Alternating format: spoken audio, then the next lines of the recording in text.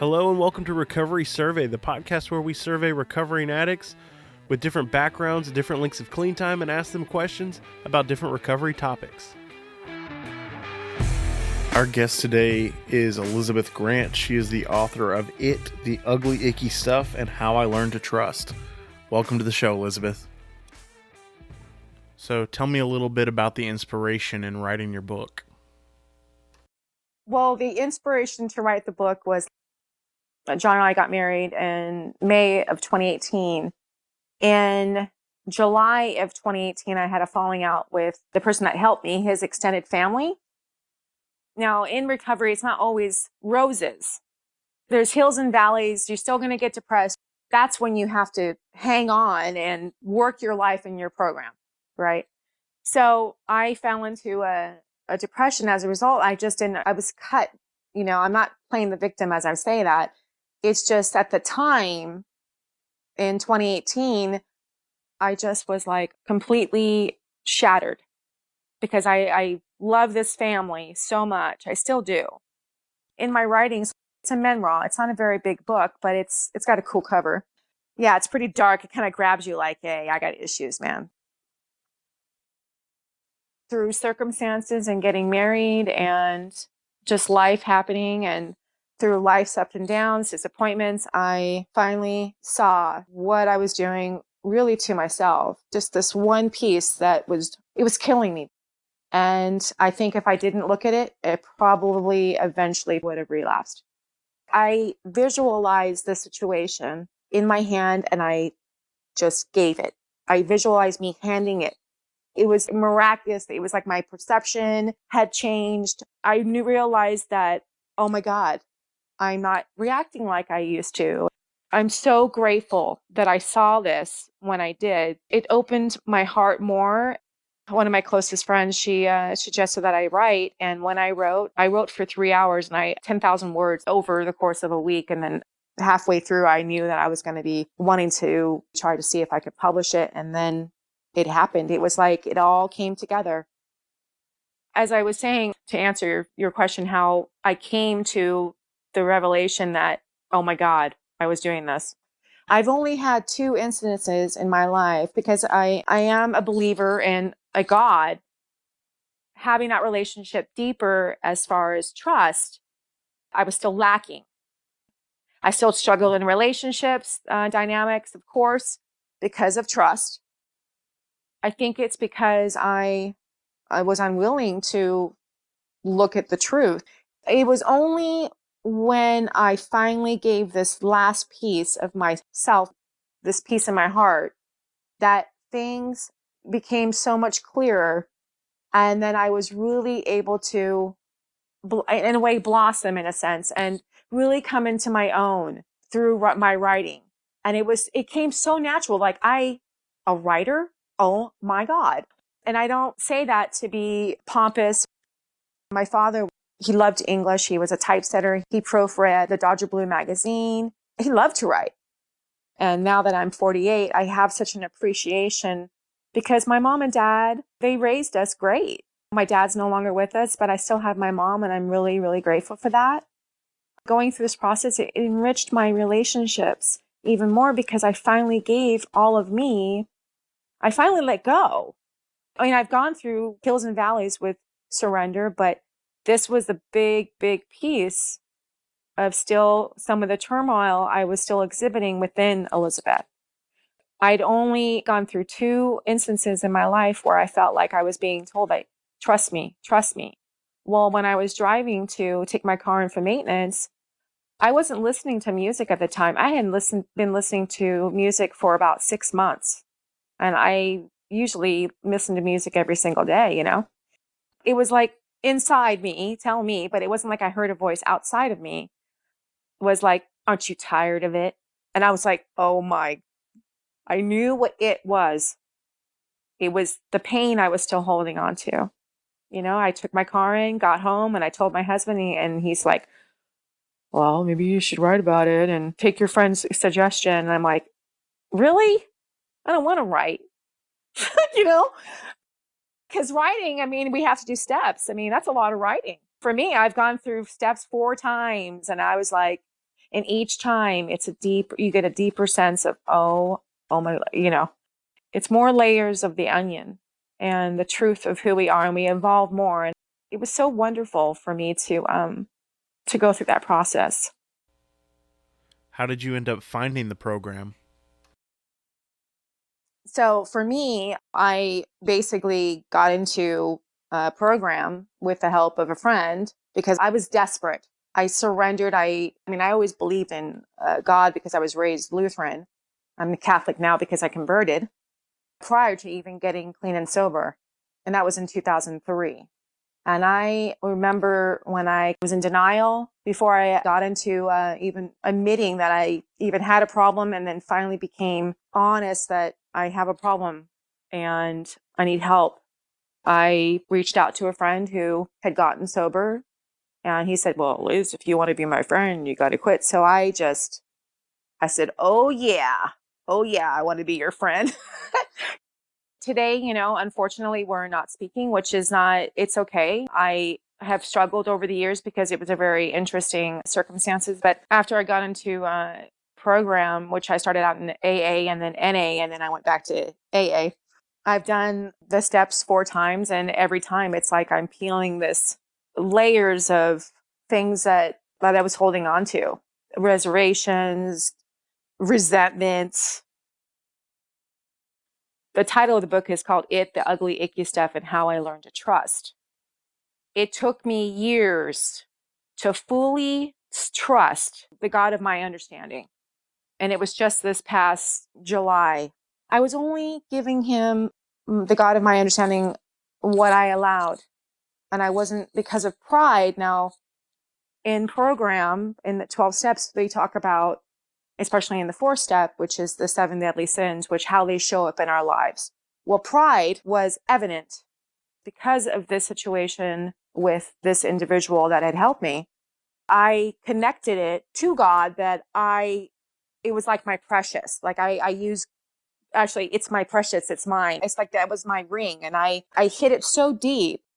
I thought I had dealt with it. I thought I had already let go. Nope. Over the last 16 years, after I got into recovery in 2003, slowly I got the willingness.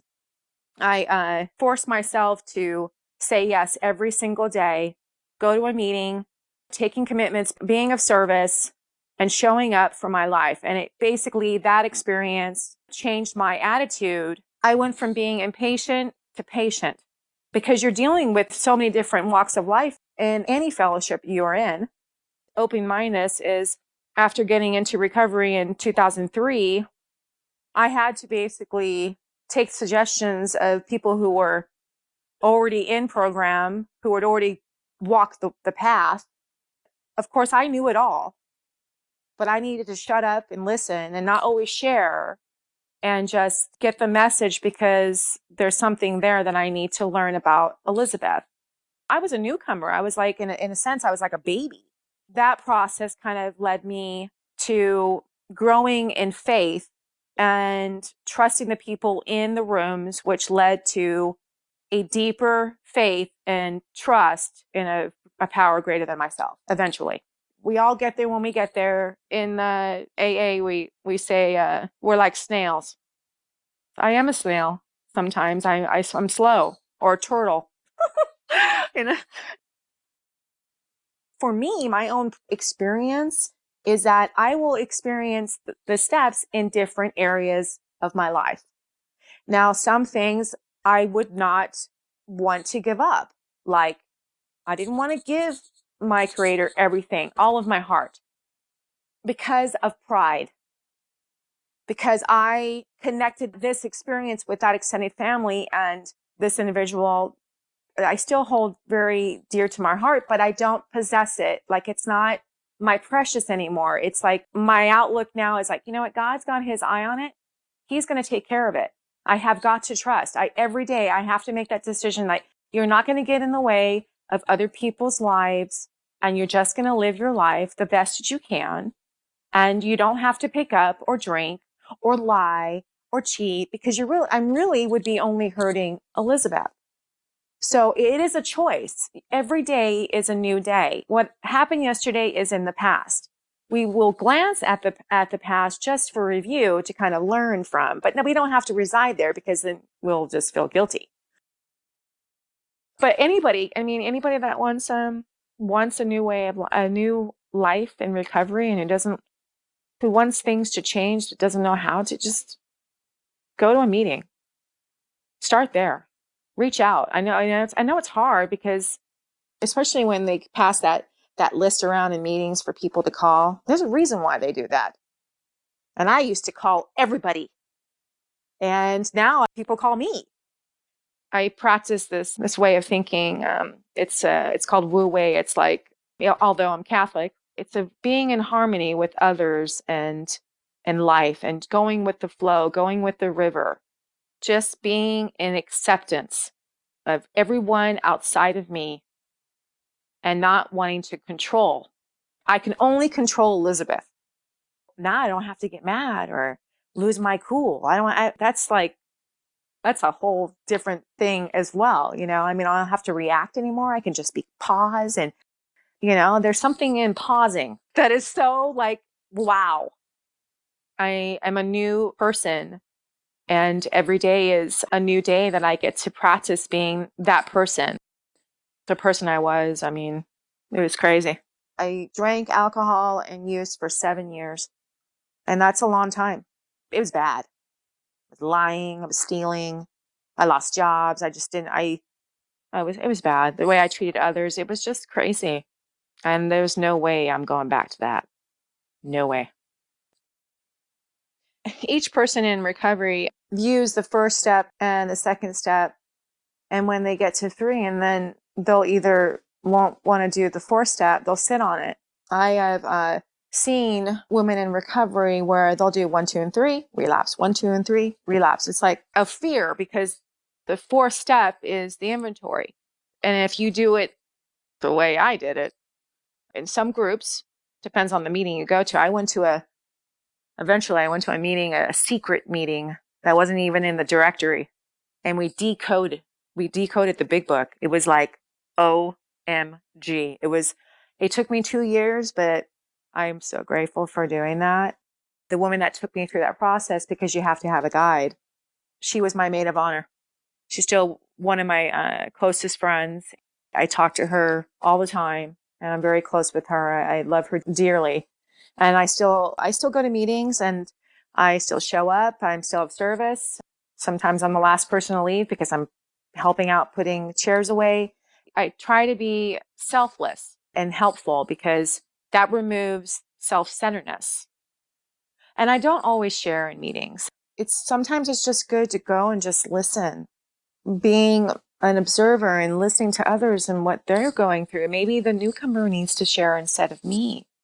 Maybe putting $5 in the 7th tradition instead of 2.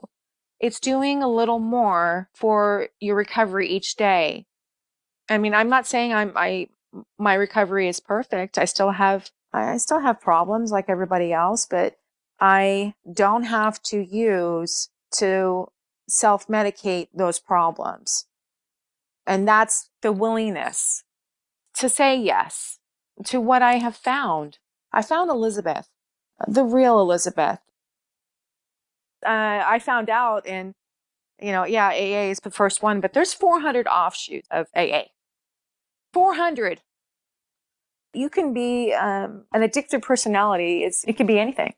Be shopping, sex, drugs, alcohol, cooking, debt, whatever. It can be anything that brings you pleasure. That's a problem. And anything in excess is just, for me, drinking and using, it's not negotiable. I can't even exhibit it. I have to be careful with shopping because in this process of getting clean and sober, I lost like 218 pounds and I went crazy, I have a problem with shopping. Now that I've admitted that, it's not killing me, but in a sense, it's killing my pocketbook, I'd rather have that than drugs or alcohol. I don't go crazy. I don't have to spend $400. I'll maybe buy myself a nice blouse or maybe I'll go play makeup at Sephora or Macy's or whatever. And I just have like a girl time. That's like Elizabeth date. Before I got married, I dated myself.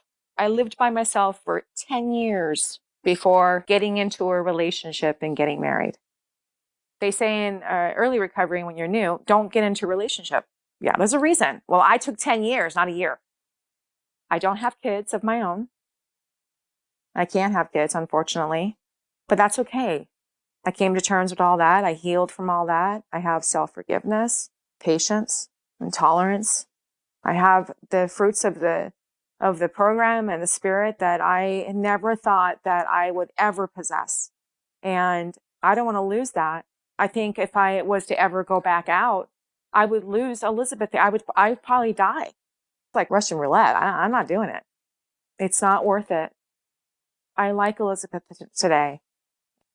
I'm so grateful for the women and men in the rooms, all the rooms I've ever walked in, who mentored me and who stood by me and who guided me in this self-discovery process that I am still discovering because I'm still evolving, and who cheer me on, and my family. And I have this whole different relationship with my family now as a result. And unfortunately, my dad's not here, but I think my dad's probably smiling down, saying, hey, way to go. I just try to remain optimistic in this process of life, trying not to be negative. The negative talk, I'll call it the committee inside your head. What is that? Like self-doubt. The lies I would tell myself before I finally gave my whole heart was what was killing me, because I was wallowing in the guilt. Having a falling out with someone doesn't necessarily mean it's over. We're in a timeout, and that happens. So I just need to be constantly in acceptance of I'm not in control of others. One thing I try to exhibit is compassion and just being friendly and just being a good human. That's really all that's required, is to just love one another and love yourself and your creator. That's what the meetings really are designed to do, is to put you in touch with a power greater than yourself. A power greater than myself was my addiction and drinking. That was my idol. That fixed me before I even found the rooms. Eventually, after going through the process and unveiling the truth in segments, I keep finding out, and I keep staying true to myself. Me writing a book is not about the dollar. It's about helping the person who still suffers, carrying the message to the person who needs the message of hope. That's pretty much my story in a nutshell. Thank you so much for sharing with us. You're welcome. Thank you so much for sharing your journey with us. If you'd like more information about Elizabeth or her book, you can find her at elizabethgrant.my-free.website. Thanks again for listening to Recovery Survey. If you enjoyed the episode, please consider leaving us a rating or a review, and please be sure to tell your friends about us. If you'd like to get in contact with us, we have a brand new website. It's recoverysurvey.com. Until next time, I've been your host, Brett. Thanks for listening.